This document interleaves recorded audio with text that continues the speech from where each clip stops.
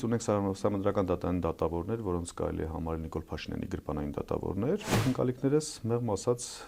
շատ այսպես փոքր տոկոս են կազմում, բայց բացառապես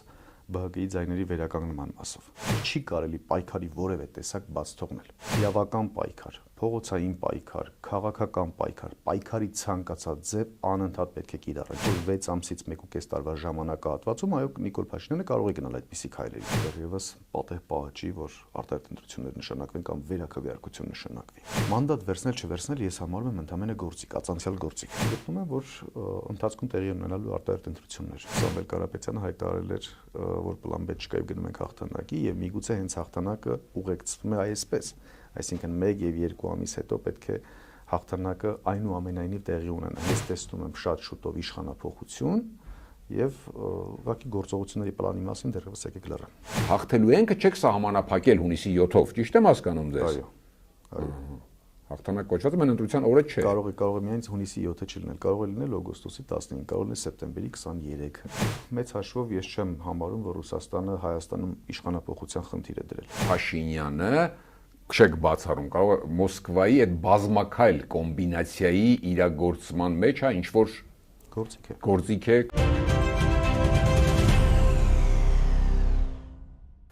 Սահմանադրական դատանը սկսել է ընդդիմության դիմումների քննումը։ Իշխանությունն արդեն ապագա պաշտոններ է որոշում։ Բարև ձեզ, Արկադի Գրիգորյանն եմ, կիզակետում այսօր։ Արդյոք ամեն ինչ այդքան հանդարտ է ու որոշված, թե առերևույթ տպավորություն է ու լռություն փոթորկից առաջ։ Հայաստանը ես եմ նախաձեռնության ղեկավարն Այրի Սարգսյան, բարի գալուստ կիզակետ։ Շնորհակալություն։ Ես եմ շնորհակալ եւ այսպես այս պահին, երբ որ մենք ձայնագրում ենք հարցազրույցը, արդեն սկսվել է սահմանադրական դատանում ընդդիմության դիմումների քննությունը, որոնք միավորել են մի վարույթում դատանը։ Ինչ սպասել։ Արդյոք հավանական եք համարում, որ այս սահմանադրական դատանը այս իշխանության պայմաններում անվավեր կճանաչի ընտրությունների արդյունքները, ինչ որ պահանջում է ընդդիմությունը, այդ թվում ուժը, որի հետ դուք աշխատել եք, համագործակցել եք։ Շատ կարևոր հարցադրում է, որովհետև մի կողմից ունենք օրինակ մասնավորապես ԲՀԿ-ի պարագայում ակնհայտ ապօրինություններ, իրավական ակտերի ուղղակի պահանջների չկատարումներ, աղաղակող, գիտեք, պետք չի նույնիսկ իրավաբան լինել, որ հասկանալ դա, այսինքն շատ պարզ օրենսդրական դրույթները կատարված չեն։ Բայց մյուս կողմից ունենք սահմանադրական դատային դատավորներ, որոնց կարելի է համարել Նիկոլ Փաշինյանի գրպանային դատավորներ, որոնցից իհարկե իրավունքի պաշտպանության ակնկալիք ունենալը ուղղակի միամտություն է։ Ակնկալիքներս մեղմ ասած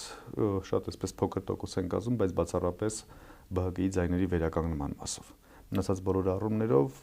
գտնում ենք, որ սահմանադրական դատարանը հերթական ապօրինությունն է թույլ տալու։ Ամենաշատը, որ ակնկալում եք, դա է, ճիշտ հասկացա ձեզ։ Այո։ Այդ պարագայում բնական հարց։ Ինչու դիմել, ես վստահ եմ, նաև ընդդիմությունի թաքցում, նույն դիմողներն են այս կարծիքին մոտավորապես, տարբեր տեղերում հնչեցել են։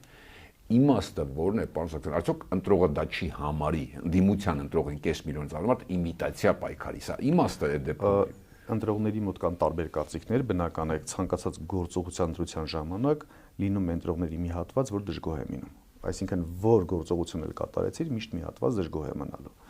Բայց իմ բնավորությունից ելնելով ես պատասխանեմ հարցին հետեւյալ կերպ. չի կարելի պայքարի որևէ տեսակ բաց թողնել, որովհետև ինքը հնարավորություն կստեղծի հետագա պայքարների համար, ինքը նաև առիթ է մեր հասարակության հետ երկխոսությունը շարունակելու համար, այսինքն պատկերացումը հետեւյալն է. իրավական պայքար, փողոցային պայքար, քաղաքական պայքար, պայքարի ցանկացած ձև անընդհատ պետք է կիրառել, չի կարելի պայքարը դադարեցնել, այսինքն շարժումը միշտ պետք է պահել։ Սա այդ պասով։ Մի հարց էլ սդից հետո ասնենք առաջ, հավանական համարում եք կա նման տեսակետ վարկածներ շրջանառվում են, որ իշխանությունը հենց իշխանությունն ուզի, որ անվավեր ճանաչեն, այսինքն մի կողմից աշխարհին ցույց տա նույն արևմուտքին, իդեպ, որ տեսեք, մենք ինչ երկիր ենք, ընդդիմությունը դիմեց, բավարար, անկախ սահմանադրական դատան, մյուս կողմից իրեն ավելի ձեռնտու կլինի նոր ընտրություն, լրիվ նոր ընտրություն նշանակել հասկանալի պատճառներով, հասնել նրան, ինչին որ հիմա չհասան։ Այս սցենարին դուք ինչպես եք նայում։ Սցենարը զուտ քաղաքական տեսանկյունից դեռևս հասուն չեմ համարում, ինչու, որովհետև ընտրություններից հետո սովորաբար ժողովրդի ամբողջ էմոցիաները պարփվում են։ Այսինքն դասական կրկին քաղաքական երևույթ է, որ բոլոր մասնակից ուժերի վարկանիշները ընտրությունից անմիջապես հետո անկում են գրանցում, որովհետև սպասումները լինում են լրիվ այլ, միշտ այդպես սպասումներին անհամապատասխան արդյունքներ են արձանագրվում, որից ելնելով յուրաքանչյուր իր մեջ նոր սպասումներ է ձևավորում, մեկը փողոցային պայքարի, հաջորդ սահմանադրական դատարանի, այդպես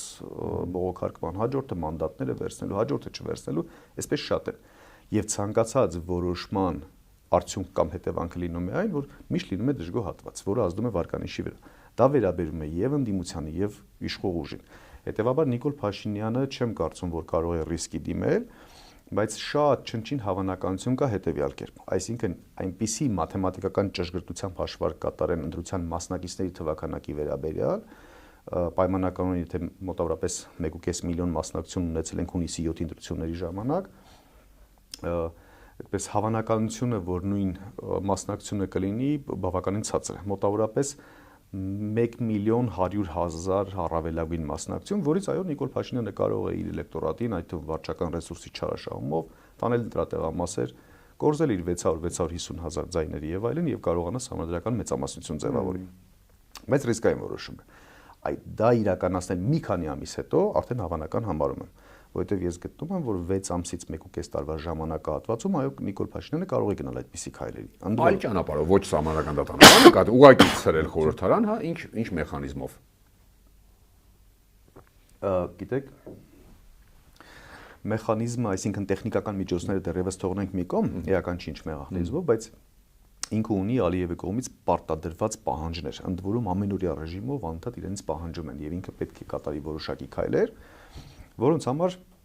անհրաժեշտ ստանալ համանդրական մեծամասնություն։ Հիմա քանի որ ՍԴ-ի որոշումը, այսինքն այն պատեհ պահը չի այս ժամանակահատված, որ ինքը կարողանա համանդրական մեծամասնություն ձևավորի, որ պահին հաշվարկեց եւ տեսա, որ հնարավոր է դա իրագործել, հրաժարական տալու ճանապարհով կլինի, թե ինչ ճանապարհով կլինի, Փաշինյանը պետք է գնա վերարտադրության ճանապարհով։ Նորից եմ կրկնում, դա ժամանակի այդպես ճշգրիտ գնահատման հարցն է, այս ժամանակահատվածում եւս մեկ անգամ կրկնում եմ, որ դեռևս պատեհ պահը չի, որ արտահայտ ընտրություններ նշանակվեն կամ վերաքվեարկություն նշանակվի։ Մտքին կարող է լինել, բայց ոչ հիմա։ Այո։ Լավ, համարական դատանը եթե որոշեց ամեն ինչ թողնել նույնը, ինչպես հիմա կա, ոչինչ չի բավարարում, այսպեսին է։ Ինչ կանի եւ ամենակարևորը ձեր կարծիքով ինչ պետք է անի ընդդիմությունը, այն որ ասում եք պայքարի անընդհատականություն եւ այլ, ինչ պետք է անի կոնկրետ։ Տեսեք, պայքարի շարունակականությունը ենթադրում է հետեւյալ քայլերի հաջորդականությունը։ Մի կողմից ամենօրյա ռեժիմով մեր հասարակությանը տեղեկացնել Նիկոլ Փաշինյանի գործողությունների վնասակար հետևանքները, ընդ որում ինքը շատ արժանահավատ կերպով մոտավորապես 3D մոդելավորման տեսքով, որ ես որպես ինֆորմացիայի սպառող լսեմ եւ հավատամ այդ լուրին։ Հաջորդ կողմից պետք է ներկայացնի,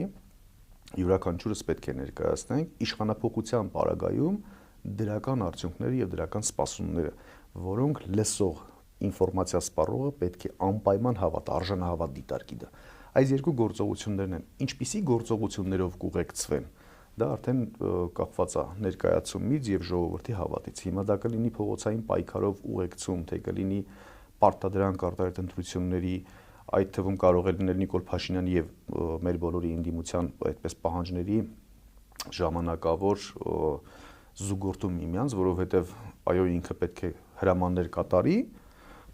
եւ պետք է գնա նոր ընտրության, ընդդիմությունը ձգտում ունի հեռացնելու Նիկոլ Փաշինյանին եւ կարող է այդ համաձայնությունը տեխնիկական միջոցները նորից դնում ենք մի կողմ, այդ փոխհամաձայնեցված կերպով գնանք արտահայտ ընտրությունների։ Անուղղակի փոխհամաձայնեցում լինի, հա, ասենք օրինակ 6 ամիս հետո այդ սցենարը չեք բացառում երկու կողմից էլ, մեկը ուրիշ նկատառումով, մյուս կողմը ուրիշ նկատառումով։ Այո, որը հենց հիմա կա, տեսեք, ընդդիմադիր ուժերից 7 ուժ ընդհանուր ներկայացրել Այդ սցենարը չեք բացառում, դե դա համարում եք ճիշտ սցենար, այսպես ճիշտ համարում եմ ճիշտ, այլ ենթադրում եմ, որ կարող է այդպես լինել, որովհետև հենց հիմա համանդրական դատարան դիումները ներկայացրել ընտրությունների արդյունքների չեղարկման վերաբերյալ իրական ընդդիմադիր ուժերի կողմից եւ դիումները ներկայացվել Նիկոլ Փաշինյանի սատելիտ ուժերի կողմից։ Ինչու՞, որովհետեւ նրանք էլ իրենց են ապահովագրում հաջորդ կողմից։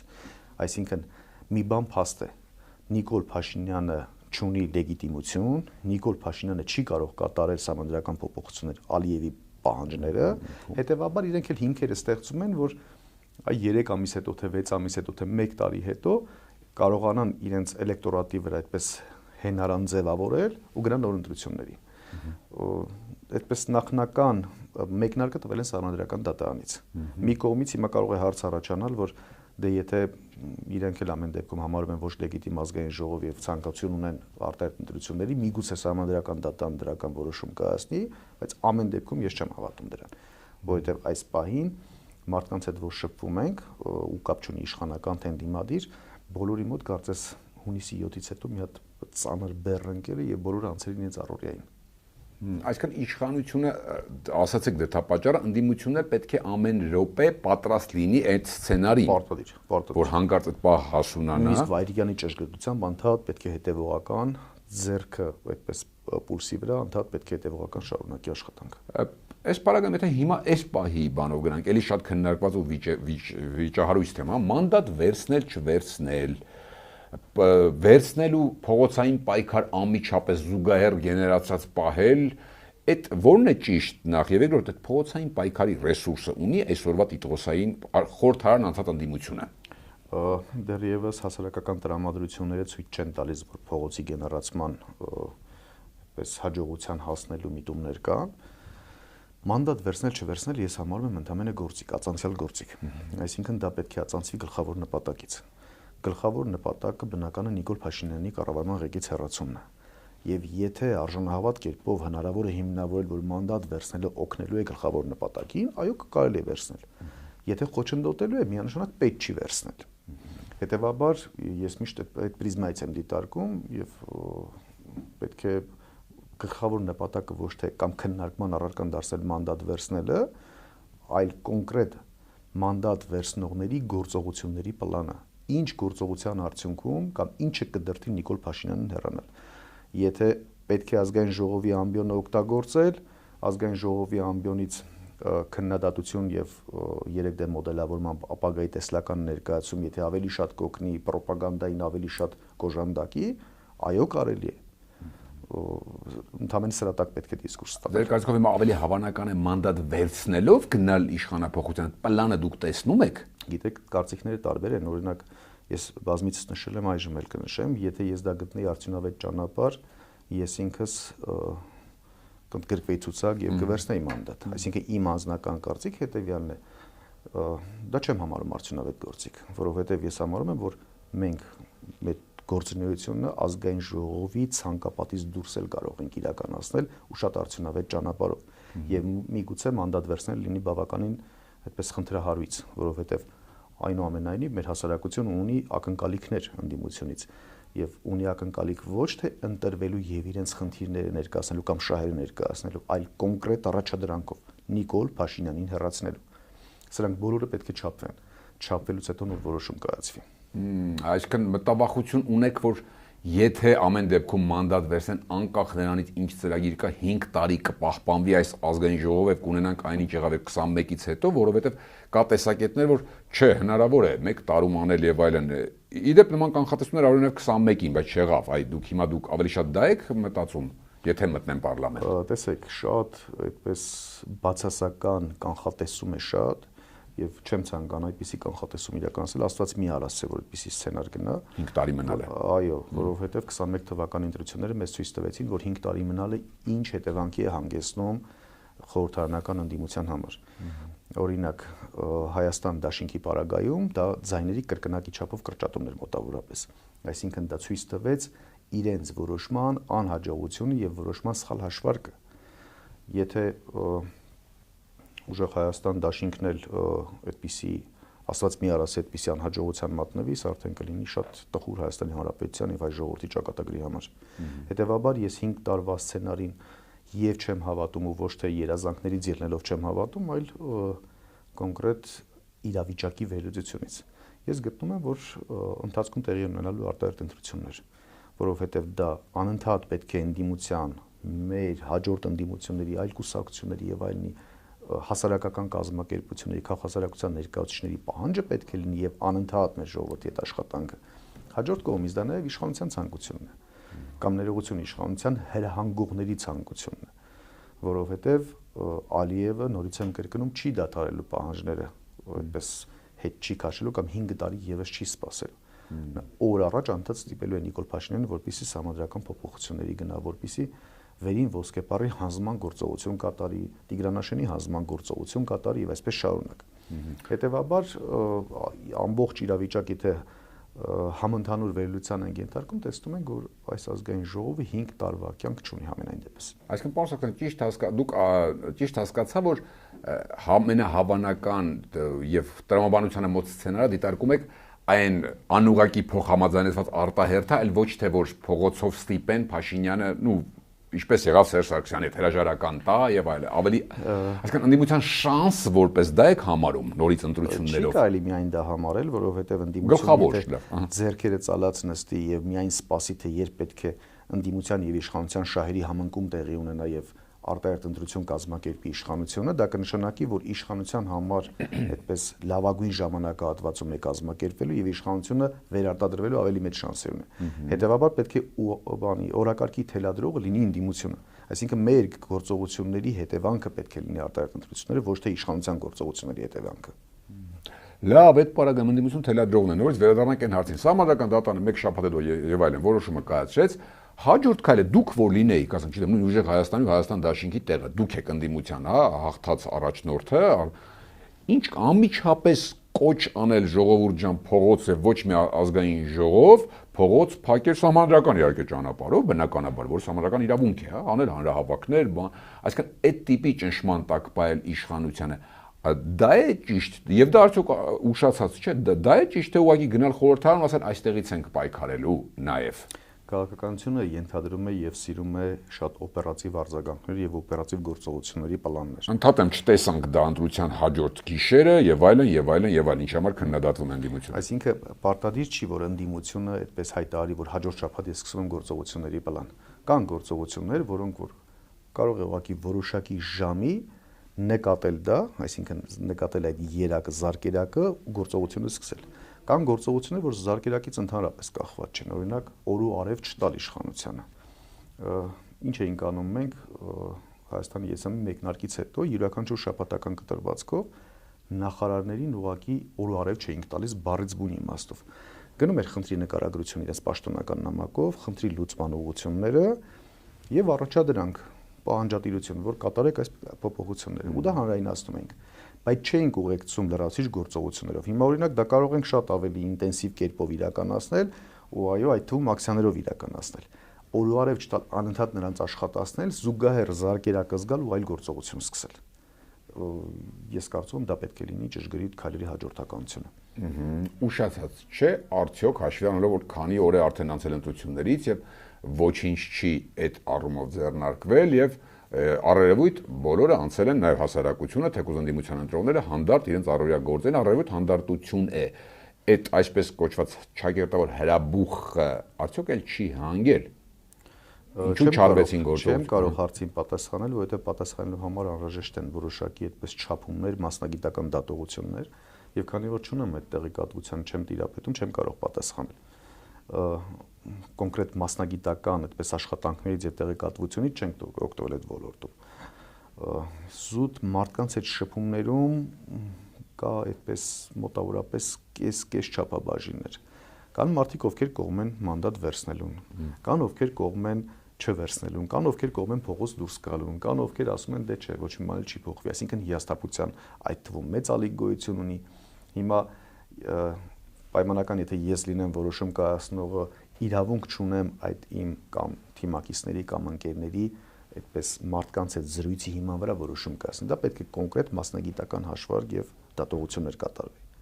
բայց որի տվյալները չունեմ ես։ Ինչ է կարծում ընդդիմությունը ի վերջո հաղթած ընդդիմությունը ուներ այդ պլան B-ն, C-ն, թե հենց սա էր ինչ որ տեսնում ենք այդ պլան B-ն, C-ն, թե չունեն ուղղակի որ ասում հոսքով գնում են, էլի, հա,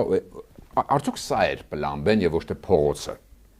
Եթե ունեք ինֆորմացիա իհարկե, կամ եթե նորից տեղեկատվության պակաս ունեմ, որովհետեւ համենայն դեպս ուժեղ Հայաստան դաշինքի առաջնորդ Սամվել Կարապետյանը հայտարարել էր, որ պլան B չկա եւ գնում ենք հաղթանակի եւ միգուցե հենց հաղթանակը ուղեկցվում է այսպես, այսինքն 1 եւ 2 ամիս հետո պետք է հաղթանակը այնուամենայնիվ տեղի ունենա։ Հիմա դա կլինի նորից եմ կրկնում փողոցային ակտիվ ճանապարհով կամ փողոցով զուգորդվող ճանապարհով, թե կլինի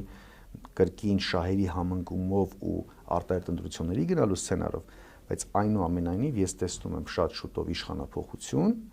եւ ուղղակի գործողությունների պլանի մասին դեռևս եկեք լռեմ։ Տեսնում եք իշխանափոխություն դուք շատ շուտով, այն էլ շատ շուտով։ Այսինքն Սամվել Կարապետյանի ասացի տակ ոչ թե պետք է հասկանան, որովհետեւ նաեւ մենք անընդհատ փորձում ենք կորզել իրենց, որ ժողովուրդ, բա հունիսի 7-ին, չէ, ասում եք հաջորդ վարչապետ, բա որ չեղակ հաջորդ վարչապետ, լավ, եղակ առաջին ընդդիմություն։ Ինչ պետք է անեք։ Ասում եմ չենք էլ մտածել, որովհետեւ մենք հաղթելու ենք միևնույն է։ Այսինքն դուք հաղթելու ենք չեք սահմանափակել հունիսի 7-ով, ճիշտ եմ հասկանում ձեզ։ Այո։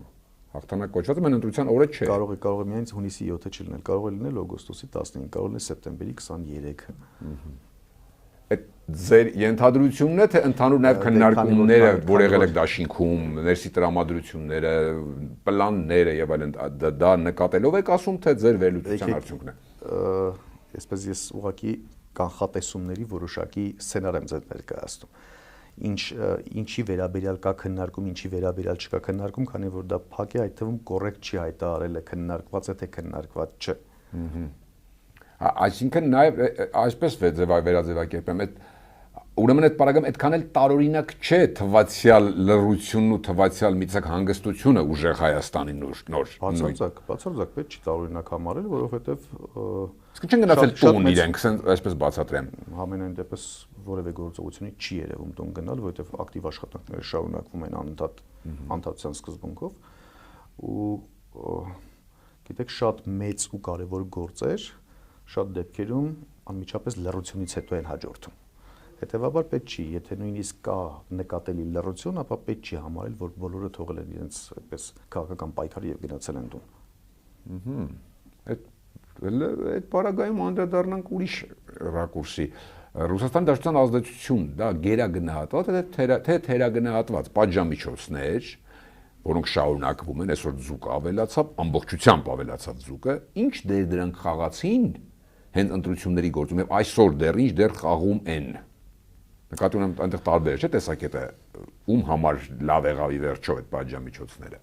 Կարծում եմ լավ եղավ այդպես քաղաքականապես օգնեց Նիկոլ Փաշինյանին, ընդ որում ես այդ կարծիքին էի Նիկոլ Փաշինյան Վլադիմիր Պուտին հանդիպումից հետո սկսած, որովհետև ինչ որ ակնհայտ այդ հանդիպումը հարցերի ավելի շատ հարցեր էր առաջացնում, քան հարցերի պատասխաններ տրամադրում։ Ինչու եմ գալիս այդ որոշման։ Առաջին հայացքից թվում է, թե եթե սահմանափակումներ կան, ապա պետք է մարդկանց մոտ վախ առաջանա, սարսափ առաջանա եւ այլն, բայց հակառակ տեսանկյունից եկեք դիտարկենք հարցը։ Հայաստանում մենք գիտենք, որ գոյություն ունի շատ բարձր հակառուսականության ալիք։ Եվ նման պարագայում եթե պատժամիջոցներ են կիրառվում, անմիջապես հակառուսական ալիքի կրողները ասում են, դե տեսեք, ռուսը մեծ ճշնամություն է անում։ Ու այդպես անմիջապես բացասաբար են տրամադրում ու գնում են քվեարկում են Նիկոլ Փաշինյանին։ Այսինքն մտածում են, որ Նիկոլ Փաշինյանը ճիշտ է կատարում իր գործողությունները։ Հետևաբար լավ է Նիկոլ Փաշինյանին վստահել։ Բայց ձեր հետ ամիջական շփում ունեցող վստահ եմ այդ միկրո, միջին, այն ձեռնարկատերերը, որոնք ջերմոցատերերը եւ այլն, դու դրանց շատ մեծ մաս հետ վստահ եմ շփում հենց անձնականել ունեք։ Իրենք ինչ են ասում։ Եկեք երկու ձևով դրա պատասխան տամ, մեկը ջերմոցատերերի, մյուսը ակցիզային հարկի բարձրացման վերաբերյալ։ Ջերմոցատերը 1 հոգի է, ջերմոցատիրոջ աշխատակազմը 50 հոգի է, այսինքն շատ ավելի լավ է Նիկոլ Փաշինյանի հաշվարկի համար ջերմոցատիրոջ դժգոհությանն արժանանալ, բայց 50 հոգու վստահությանն արժանանալ։ Նորից պարզ մաթեմատիկական հաշվարկ է կատարում։ Իհարկե ջերմոցատերերը դժգոհ են, իհարկե ջերմոցատերերը էկոնոմիկայի նախարարից լավ ջերմոցատերին այդպես կվիրավորեմ, եթե համեմատություն տանեմ էլի էկոնոմիկայի նախարարի։ Ջերմոցատերերը շատ լավ են պատկերացնում իրեն շուկան որն է։ Իրենք շատ լավ են պատկերացնում արտահանման երկրներում ինչ մշակույթներ, սովորություններ կան։ Իրենք շատ լավ գիտեն, որ օրինակ Ռուսաստանի Դաշնությունում ծաղիկի բուկետ փունջ են նվիրում մարդկանց, իսկ Եվրոպայում ընդհանրեն մեկ հատ են նվիրում։ Սրանք բոլորը գիտեն, վերլուծել են եւ դրա համար իրենց արտահանման ուղղություններն էլ սեփական ռիսկով, համոզմունքներով, մտածումներով իրենք կառուցել են բիզնեսը։ Աշխատակազմը դժգոհ է Ռուսաստանից։ Հետևաբար 50 պայմանականային օրինակի դեպքում 50 հոգին գնում կողմ է քվեարկում Նիկոլ Փաշինյանին, 1 հոգին դեմ է քվեարկում Նիկոլ Փաշինյանին։ Ինչու բերեցին նաև ակցիզային հարկի բարձրացման օրինակը, որովհետև ընտրություններից անմիջապես հետո ակցիզային հարկը բարձրանում է, շատերին թվում է, որ հետընտրական կրքերը դեռ չեն հանդարտվել, այս ինչ է կատարում իշխանությունը, բայց շատ པարզ հաշվարկ կրկին։ Ընտանիքում կա մեկ ծխող տղամարդ, որը դեմ է ակցիզային հարկի բարձրացման, որովհետև ծխախոտի սակագին է բարձրանալու, բայց կա նվազագույնը 2 հոգի մարդ, կինի եւ աղջիկը պայմանական, որ դեմ է պապայի ծխելուն։ Շատ լավ ասում։ Այո։ Հետևաբար մեկ ձայն կորսում է, 2 ձայն շահում է։ Պատկերացրեցինք, այսպիսի նուրբ հաշվարկների վրա է կառուցվում իրենց էլեկտորալ այդ պլանավորումները։ Հաստատ Փաշինյանը հաշվարկներից վատ չի։ Փաշինյանը չեմ կարծում, բայց Փաշինյանի գլխին կանգնած մարդիկ, այո, Փաշինյանը կարծում հաշվարկներից շատ հեռու է։ Դա շարունակվում է, ասացիք ընտրությունների ժամանակ ավելի շատ գնաց օգուտ Փաշինյանի։ Հիմա այս պահի դրությամբ էլ շարունակվողը չի դադարեցնում Ռուսաստանը, ավելի սաստկացնում է։ Նորից պետք է գամ այդ թվում մեր հայրենակիցների հետ զրույցների մակարդակ, հա, որ շփման ընթացքում ինչ են ասում։ Օրինակ շատ կարծիքներ կա, որ շատ լավ ստացվեց նույն պատժամիջոցները, որովհետև երբևէ Հայաստանում այս որակի կեռաշ չէր լինում, այս որակի ծիրան չէր լինում, որովհետև խոշորները, գեղեցիկները, համեղները փաթեթավորում արտահանում էին, ինչ ավելի վատ ու անորակ մնում էր, մենք էինք ձեռք բերում։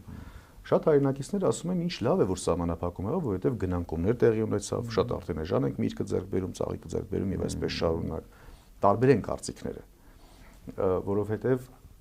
Հայաստանի Հանրապետության քաղաքացին չի օբյեկտիվորեն չի էլ կարող պատկերացնել տրամաբանական շղթան, թե ինչ հետևանքի է հանգեցնելու, որովհետև դրա համար պետք է ամբողջական բյուջեից, օրենքներից սկսած մինչև պետական պարտքի կառավարում եւ պետության տնտեսության զարգացման դոկտրինին տիրապետում։ Մեր հայրենակիցները կամ այլ մասնագիտության կրողները որտեղից այդքան ինֆորմացիան իմանան ու մի հատ սեփական այդպես վերլուծական ունակություններով կարողանան ինչ-որ եզրահանգումների հանգել։ Դա շատ բարդ բան է, նույն բանն է, որ դուք հենց հիմա ինձ ասեք ինչ-որ վիրահատություն կատարեմ, բնական է, որ չեմ կարող կատարել։ Հետևաբար իրենք անմիջապես ինչի հետ որ առնչվում են, իրենց եզրահանգումները կատարում են հենց դրա հիման վրա։ Միրգ էժան է, ծաղիկ էժան է, շատ լավ է։ Ջերմոցատերը ինչ է ասում։ Ջերմոցատերն ասում է չկարողացա արտահանեմ, շատ վատ է, հետևաբար չեմ կարողանալու աշխատավարձ տալ, բայց հետևանքները մի քանի ամսից հետո սկսելու են զգալ։ Ինչու են զգալու։ Այսինքն այն նույն թեկուզ ջերմոցային տնտեսությունների աշխատակիցները տեսնելու են, որ աշխատավարձ այլևս չեն կարողանում ստանալ, նրանց մոտ ոչ թե բողոքի ալիքը լինելու էր պատճառահետևանքային կապով, որ Ռուսաստանի Դաշնություն արգելվեց արտահանումը, որովհետև մեծ հաշվով իրենք այդպես չեն էլ տիրապետում, որտեղ պետք է վաճառի, որտեղից եկամուտները գեներացվի,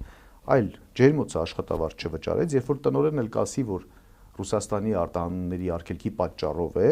եւ մեկ ուրիշ փորձագետ էլ կբացատրի, որ դա Հայաստանի Հանրապետության կառավարության անգործության արդյունքն է, այդ դեպքում արդեն դժգոհությունը կգեներացվի։ Այս բոլորը մենք պետք է փաթեթավորած ու շատ մանրակրկիտ ու հիմնավոր կերպով ներկայացնենք մեր հանրությանը։ Կարճաժամկետ առումով է օգուտ եղել Փաշինյանին, երկարաժամկետով դուք այդ բումը տեսնում եք։ Այո, վնասը լինելու շատ մեծ։ Կրեմլում էլ դա գիտեն, դրա համար են արել, թե չէ հակառակ պարագայում կստացվի կրակում են իրենց ոտքին, այսպես ասեմ, իրենց կողմնակից ուժերին են ըստ էության կրակում ճակերտավոր, եթե դա չեն հասկացել այդ հաշվարկը, ինչպես պատահեց։ Դժվար է միտում նա որ չէին օգնել Փաշինյանին։ Գերտերությանը անվանել չեն հասկացել, դժվար է, բայց այո, ճիշտ եք ասում։ Կան քայլեր, որ անհասկանալի են, որ ինչպես կարելի է այսպեսի որոշում կայացնել։ Իսկ միգուցե նրանց նպատակն էլ է այլ։ Իսկ միգուցե մենք 2 ամիս հետո միմյանց հետ զրուցենք եւ հասկանանք, որ փաստորեն Ռուսաստանը շատ լավ պլանավորել էր այս սցենարը, դժգոհության ալիքը մի քանի ամիս հետո բարձրացնելու, այսինչ խնդիրը լուծելու համար։ Հակառակորեն մայիսին չէին անի, ասենք փետրվարին կանային, փետրվարից սկսեն, որ մի քանի ամիս հետո ազդեցությունը կար։ Հետևաբար միանշանակ պնդել, որ այս իշխանությանը դեմ է Ռուսաստանը, ես չեմ անի, միանշանակ պնդել, որ կողմ է, դա էլ չեմ անի։ Մենք պետք է հասկանանք այն թաքնված նպատակները, որոնց զրույցները տեղի են ունենում կուլիսների հետևում եւ ոչ թե ուղղակի բաց տեղեկատվությունը, որ բոլորս կարող ենք ծանոթանալ։ Այսինքն ձեր մատնանշած իշխանափոխության շատ հավանական ձեր կարծիքով սցենարի մեջ կարող է որպես խթան տրիգեր հանդես գալ նաև այս երկարաժամկետ, հա ուշ ազդեցությունը այդ տեսեք, ես դա կապում եմ միայն մեր ընդդիմադիր դաշտի այսպես խաղացողների հետ։ Ռուսաստանի չեմ կապում, որովհետև մեծ հաշվով ես չեմ համարում, որ Ռուսաստանը Հայաստանում իշխանափոխության խնդիր է դրել։ Ռուսաստանը շատ ավելի մեծ խնդիրներ է դրել, եւ որ իշխանությունը կլուծի այդ խնդիրները, ապա նա կլինի ցանկալի իշխանությունը։ Հետևաբար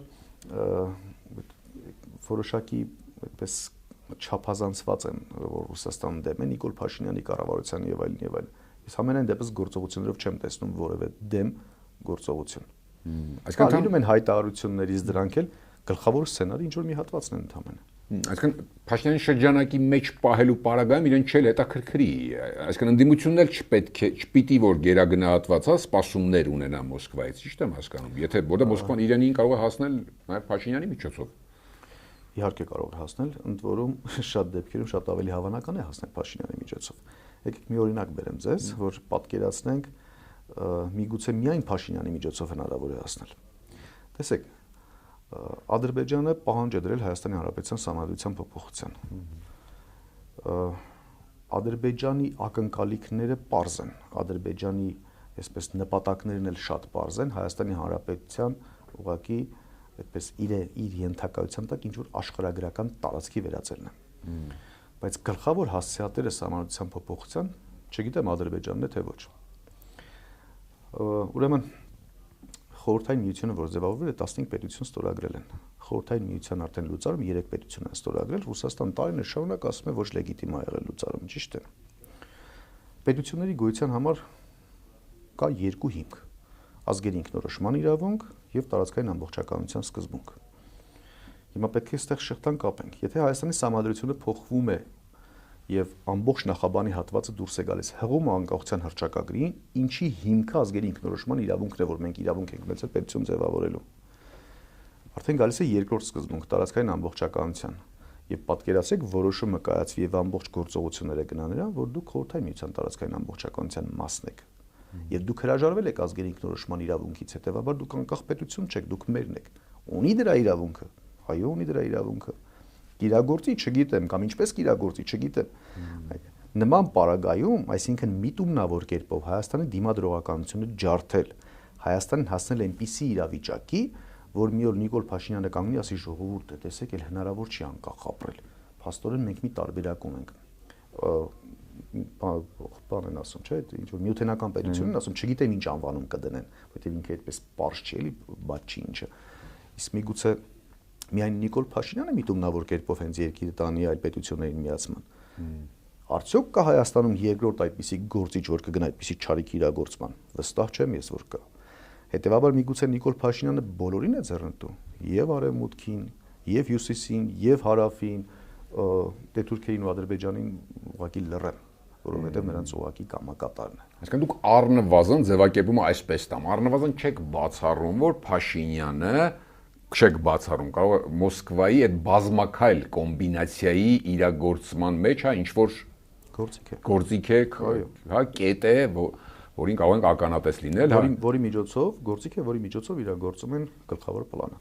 Ինչ որ հետ սովետական ինտեգրման, ավելի սերտ ինտեգրման իրենց բանով։ Վերջին այդ պարագային Պուտինը ինչու մինչև այս պահը պաշտոնականն էլ հրապարակեցին, ամեն ինչ անցավ։ Բայց այդ շնորհավորանքը ինչ է որ չի շնորհավորում։ Դա ինչի համար է։ Իսկ միգուցե դա էլ պլանի մասն է, որ շատ արժանահավատ լինի ամեն ինչ։ Որտեղից իմանանք։ Իրապես, տեսեք, երբ որ մենք իշխանություն, ընդդիմություն, գործարար, վարձու աշխատակից բոլորս միահամուռ կերպով մեր տեղում աշխատանքները կատարեինք պլանին համապատասխան կամ գերակատարեինք պլանը եւ Հայաստանի Հանրապետությունը անկախության տարիների ընթացքում դարձնեինք բարեկեցիկ, անվտանգ, իսկ հայությանը արժանապատիվ, ողնաշարը ուղիղ հայություն։ Հնարավոր կլիներ Հայաստանին այդպես հեշտ զրկել ինքնիշխանությունից կամ անկախությունից, շատ բարդ գործողություն էր, չէ՞ դա։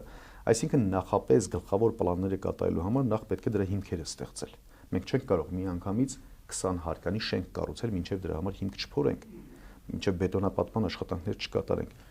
Հիմա Փաշինյանի նմանները պետք են բետոնապատման աշխատանքները կատարելու համար։ Հետո չգիտեմ ինքը պետք կլինի թե պետք չի լինի, բայց բետոնապատման համար պետք են այդպիսի մարդիկ, անսկզբունք, անհայրենասեր, ու այդպես ինչքան աներով անուններ կա, կարող ենք մենք դրա դիմաց ուղղակի գրել։ Այսինքն այդ ձեր շղթայով կազմած ավարտեն կա նաև այդ պատժամիջոցներն էլ երկիրը թուլացնելու մի գործիք է, որ հետո այդ թուլացումը դառնա Փաշինյանի համար արդարացում։ Հանգստի նրան, որ ֆերմերները, գյուղատնտեսները ասեն, չէ, դե ուրիշ տարբերակ չկա, մենք պետք է միանանք Ռուսաստանին, որովհետև գինը դա է, հակառակ դեպքում մենք կմնանք սոված վարկերի հետ մեր մենակ կանգնած, աշխատակազմը, վարձու աշխատակազմը կմտածի, որ դե լավ, եթե 2-3 տարի կամ 5 տարի առաջ մտածում ենք Հայաստանում գործ չլինի, կարտագաղթենք Ռուսաստան, այնտեղ էլ վիճակը լավ չէ, հետեւաբար չենք կարող արտագաղթել, ավելի լավ է ուրեմն մտնենք ինչ որ միութենական պետության կազմ կամ ինչ որ միության կազմ, եւ որպեսզի բարեկեցիկ ապրենք։ Նման պարագայում, գիտեք, նույնիսկ ցավալի բան եմ ասում, բայց որոշակի հատվածի մոտ մեր հայրենակիցների նկատվում է նույնիսկ Թուրքիայի հետ այդպես հարաբերությունների սերտացում ու Թուրքիայի ենթակայության տակ ապրելը հանուն բարեկեցության կամ հանուն իրենց երեխաների բարեկեցության որոշակի այդպես մեղմ դիմադրության է արժանանում, ոչ թե ըմբոստության։ Իսպարական վերջին ծագող տրամաբանական հարցը, բայց դեպքում ասում են պրոռուսական ընդդիմություն, այդ պարագայում իրենք էլ որ գան, դա չեն, թե ամեն դեպքում Մոսկվայում կասկածում են, որ այդ ուժը, որը կգա, հայ ժողովուրդը կբերի այդ ուժին ու ինքը կանի թեև արտաքուստ թվում է, թե իրենք են պրոռուսական, ոչ թե Փաշինյանը։ Այսինքն այդքան վստահ չեն այդ ուժերի վրա, նույն։ Բայց ովքեր են պրոռուսական ուժերը։ Ընդունված է ասել ովքեր։ Նույն ուժը Հայաստանը, Քոչարյանը, Հայաստան Դաշինքը եւ այլն։ Այդպես է, չէ՞, իշխանությունը իրենց կոչել, Մոսկվանը չի թաքցնում, չէ՞, ասել է որ։ Այստեղ վատը նաեւ որ իշխանության կոչերով են առաջնորդում, որովհետեւ իշխանության ռոպագանդան կամ իշխանության մեդիա ռեսուրսները շատ ավելի լայն տարածում ունեն, այո, հանրության մոտ այդպիսի ձևակերպում առաջանում։ Համենայն դեպս մենք մեզ համարում ենք միայն հայամետ ու հայկական ուժ,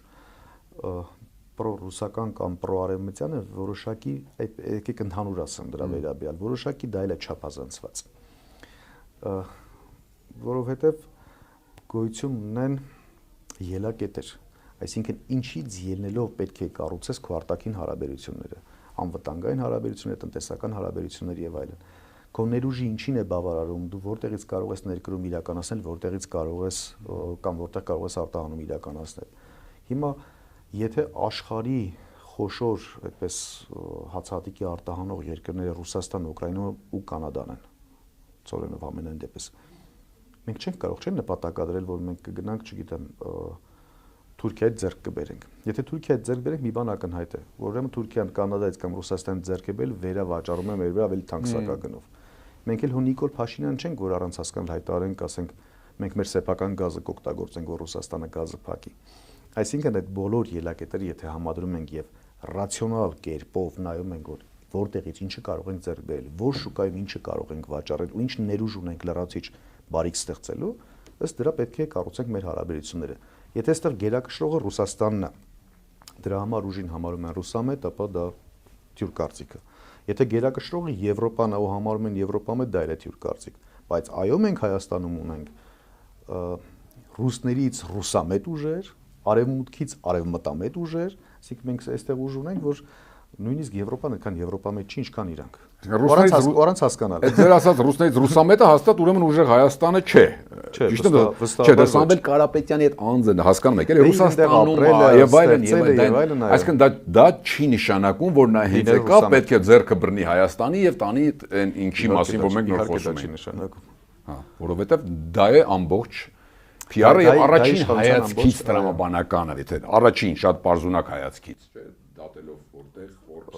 դա երևի բանն է, այսպես ավելի շատ իշխանական ռոպագանդայի հետևանքն է, որովհետեւ դա իրականության հետ բացարձակ աղերս չունեցող է։ Որ ուղղությամբ գնա պետությունը կապ չունի ում հարաբերությունները այդ երկրի հետ ինչպիսին են, այդ երկրում կապիտալը ինչքան է ներգրավված, ինչքան չէ։ Այստեղ իշխանությունը եւս մեկ անգամ ուղղակի խաբել է ժողովրդին։ Ռետորաբանություն խաբուսիկ, այսինքն ռուսներին անխնա ու կոշտ հայհոյող կամ ասես քննադատող Փաշինյանը ավելի հավանական է, որ գնա այն սցենարով, ինչում ինքը մեղադրում է ընդդիմությանը, քան թե ընդդիմությունը, որ ասում է պետք է նորմալ հարաբերություններ կառուցենք, հա, ճիշտ եմ դες հասկանում։ Ես ավելի շատ համարում եմ, որ Փաշինյանը ոչ թե ռուսամետ է, այլ Փաշինյանը ռուսամետ է, արևմտամետ, այսինքն կոսմոպոլիտ է ինքը, բոլորինն է, ով ինչ պահանջում ինքը տրամադրում է։ Ում շահերին ինչը հարկավոր է, Հայաստանի այդպես շահերի հաշվին Նիկոլ Փաշինյանը տրամադրում։ Հետևաբար Նիկոլ Փաշինյանին միանուն ես չեմ կարող տալ, բայց այո, Հայաստանում կան ուժեր, որ իրենք, բայց անուն չտամ, հա, եկեք, որ իրենց համարել են իրենք արևմտամետ կամ եվրոպամետ ուժեր, կուսակցություններ են ստեղծել, բայց եվրոպական որևէ երկրի վիզա երբևէ չեն կարողանում ստանալ, որ այցելություն կատարեն։ Լեզվամտածողությունը նույնիսկ ռուսերեն է, անգլերեն կամ ֆրանսերեն ու գերմաներեն 3 բառ նույնիսկ չի կարող իրար հետ կապել։ Այս մարդը տարիներ շարունակ ներկայանում արևմտամետ։ բայց Հիմա ակնհայտ է, չէ, որ ինքը Ոչինչ բան որտեղ չի հայտնվել հիմա այդ ձեր ասած ուժերը չկան։ Այնուամենայնիվ դաշտում կան, չէ։ Դա դաշտում Այսինքն կան, ակնհայտ է, որ իրենք որտեղից են հրահանգավորվում եւ ինչ դերակատարում են ստանձնել։ Հիմա այդ նույն տրամաբանությամբ նորից եմ կրկնում, բայց Նիկոլ Փաշինյանի դեպքում դա չենք կարող ասել, որովհետեւ ինքը բոլորամետ է, բացի հայամետը։ Թուրքիային պետք է այս կտոր հողը, խնդիր չկա տարեք։ Ադրբեջանին պետք է այս անտառը, խնդիր չկա տարեք։ Ռուսաստանին պետք է այս հանգը, խնդիր չկա տարեք։ Ամերիկային պետք է, չգիտեմ, ինչ որ էներգետիկ համակարգ տարեք, որևէ խնդիր չկա։ Սա է Նիկոլ Փաշինյանը։ Ինքը Հայաստանի ողնաշարը ջարդում է, դիմադրողականությունը ջարդում է, որպեսզի հետո ինչ որ երկրի կամ ինչ որ պետության միության տակ Հայաստանի Հանրապետության տան տեղավորի։ Շնորհակալ եմ։ Մնաց ընդդիմությունը այդ ձեր ասածը կարողանա հասցնել մարդկանց, եթե իրոք ձգտում է իշխանափոխության։ Կախման կետերով ավարտենք։ Շնորհակալ եմ շատ։ Հիշեցնեմ կիզակետում Հայաստանի ԵՍՄ նախաձեռնության ղեկավար Նայիրի Սարգսյանն էր, կիզակետի թողարկումներն ուշադրել տեսանյութեր դիտելու համար առաջարկում եմ բաժանորդագրվել մեր YouTube-յան ալիքին։ Կհանդիպենք։